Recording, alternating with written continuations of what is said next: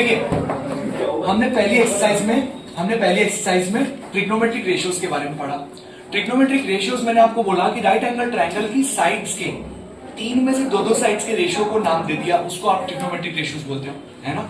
अब इन्होंने क्या करा, जैसे नाम फिक्स कर दिए वैसे ट्रायंगल में ये वाला एंगल मान लो, फॉर एन एग्जांपल ये एंगल मैंने 30 फिक्स कर दिया, ये 90 फिक्स था, 30 फिक्स है 90 फिक्स है, तो ऑब्वियसली ये वाला एंगल भी 60 फिक्स हो गया, ठीक है। अब मैंने क्या करा, अब इनकी साइड्स का रेशियो निकाल के कुछ वैल्यूज निकाली। जैसे मान लो मैंने साइन का रेशियो निकाल के देखा, साइन सी का रेशियो निकाल के देखा, ठीक है।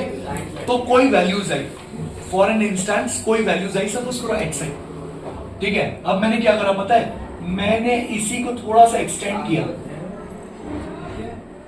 मैंने ये एंगल नहीं बदला, मैंने ट्रायंगल को थोड़ा बड़ा कर दिया, तो उससे क्या होगा, साइड्स बड़ी हो जाएगी।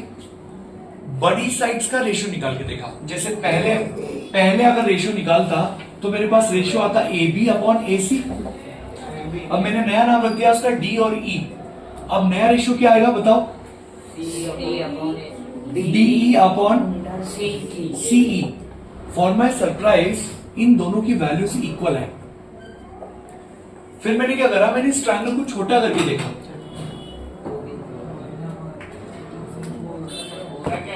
फिर मैंने क्या करा, फिर साइन थीटा निकालने की कोशिश करी, तो GH upon GC, GH upon GC निकालने की कोशिश करी, तो फिर पता पड़ा कि फिर वही आंसर आया X।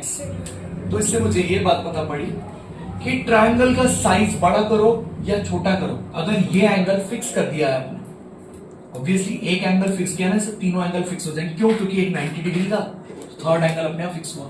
तो साइज छोटा बड़ा कितना भी कर लो, उसके बाद भी जो रेशियोज आ रहे हैं ना वो सेम आ रहे हैं, है ना।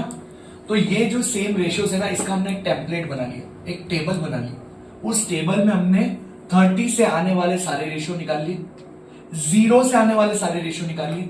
ऐसे मैंने 5 एंगल फिक्स करे और पांचों के रेशियोज की वैल्यू भी निकाल ली, ठीक है। वो मैं अभी आपको बताता हूं। कंसेप्ट समझ में आया मैंने क्या किया, मैंने ना ये वाला जो C वाला एंगल था ना, यहाँ पे वाला, ये फिक्स करके मैंने सारे रेशियोज निकाल लिए और उसको एक टेबल के फॉर्म में बना लिया। उस टेबल को मैं बोल रहा हूं ट्रिग्नोमेट्रिक टेबल,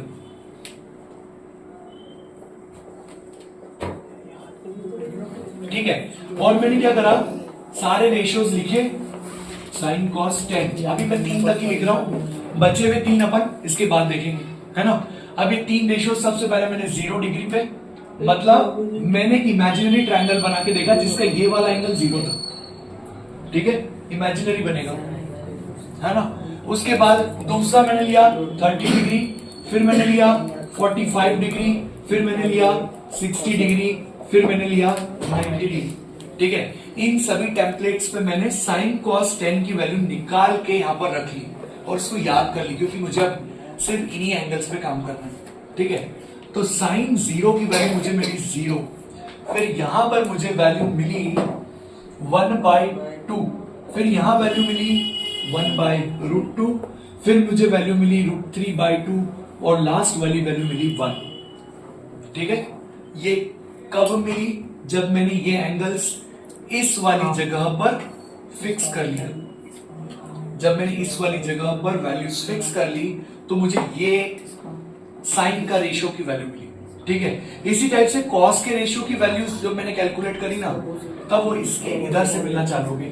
1 बता रहा हूं मुझे 1√3/2, 1/√2, 1/2 एंड 0, ये मुझे कॉस की वैल्यू मिली।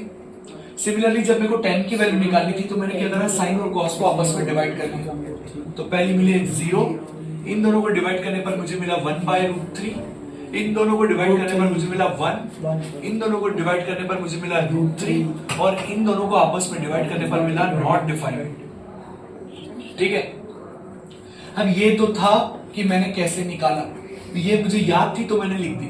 आपके लिए निकालने का एक सिंपल सा फॉर्मूला है। सबसे पहला काम करिए, देखिए देख लीजिए यही वैल्यूज कैसे आ सकती है ना, ठीक है।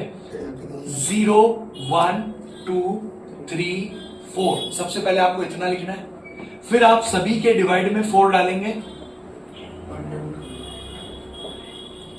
फिर आप सभी पे अंडर रूट चला देंगे। ऐसा करेंगे तो आपको डायरेक्टली वैल्यू मिल जाएगी। तो याद करने का सिंपल तरीका है, 0 से लेके 4 तक की आप नंबर्स लिख दीजिए और उन सबको 4 से डिवाइड करना है और उन सब पे अंडर रूट करना है। ठीक है, तो 0/4 दैट इज 0, तो पहला वाला आंसर 0 आया था। 1/4, 1 का रूट 1 होता है, 4 का रूट 2 होता है, तो ये मुझे मिल गया था 1/2। 2/4 को पहले कट कर लिया तो मुझे मिल गया 1/2। 1 का रूट 1 होता है और 2 का रूट अंडर रूट 2 होता है। ठीक है, √3/4, √3 का रूट नहीं होता इसलिए इसको रूट रहने दिया। 4 का रूट मुझे मालूम है 2 होता है इसलिए √3/2 आंसर आया। 4 से 4 कैंसिल होने पर 1 मिला, 1 का रूट होता है 1। सर इसमें 1/4 था तो अपन ने इधर √2 भी लिखा, इधर भी तो 2 था तो इसमें √2 लिखा। यहाँ पे 1/4 था, यहाँ पे 2/4 था, तो रूट के अंदर ही पहले इसको कट कर दिया, तो मुझे कट करने पर 1/2 मिल गया था। 1/2, 1 का रूट 1 होता है, 2 का रूट 2 होता है। और यहाँ पर आप चेक करो, 1 का रूट क्या होता है 1 और 4 का रूट क्या होता है 2, इसीलिए यहाँ पे रूट कट नहीं हुआ, कट नहीं हुआ इसलिए। क्या ये बात क्लियर है? 4 ही, ये एक ट्रिक है बेटा, ट्रिक बनाई इसमें से एज सच। एक्चुअली 4 क्वाड्रेंट्स होते हैं, उससे डिवाइड किया था, है ना। अब ये 4 क्वाड्रेंट्स जब आप 11th में कभी गलती से मैथ्स ले लो तो आपको पता पड़ेगा कि ऐसे क्यों किया। ठीक है, ये 360 डिग्री है, इनको 4 से डिवाइड किया। ठीक है, चलिए अभी अपन आगे बढ़ते। फिर मैंने ये वाली वैल्यूज को यहां से लिखना चालू किया तो मुझे कॉस की वैल्यू मिल गई। इन दोनों को आपस में डिवाइड किया तो मुझे tan की वैल्यू मिल गई। एक सिंपल सी बात, जब आप 0 को 1 से डिवाइड करते हैं ना तो आंसर 0 आता है, जब आप 1 को 0 से डिवाइड करते हो ना तो नॉट डिफाइंड आता है। ठीक है, फिर से बोल रहा हूं, आप किसी चीज को 0 से डिवाइड नहीं कर सकते, उसका आंसर आज तक किसी ने सर्च ही नहीं किया, मतलब सर्च किया लेकिन मिला नहीं, है ना। क्योंकि एक चीज का 0 डिवीजन करना है तो कितना, हर एक टुकड़ा कितना बड़ा हो जाएगा, होगा। अरे यही तो बोल रहा हूं कि नहीं होगा इसलिए नॉट डिफाइंड है ना। और जब आप 0 का 1 से डिवाइड करते तो आंसर आता है 0। तो ये आपको ध्यान रख लेना है कि मैंने यहां नॉट डिफाइंड लिखा है और यहां 0 लिखा है। क्यों? क्योंकि मैंने यहां पर साइन और कॉस को आपस में डिवाइड किया है, यानी 0/1 किया है तो मुझे 0 आंसर मिला। लेकिन यहां पर मैंने 1/0 किया है तो मेरे को नॉट डिफाइंड आंसर मिला। हाँ या ना? कैसे समझोगे कि नॉट डिफाइंड आएगा? जब डिनोमिनेटर में 0 आ जाए तो आप उस जगह पे क्या लिखेंगे? Not defined.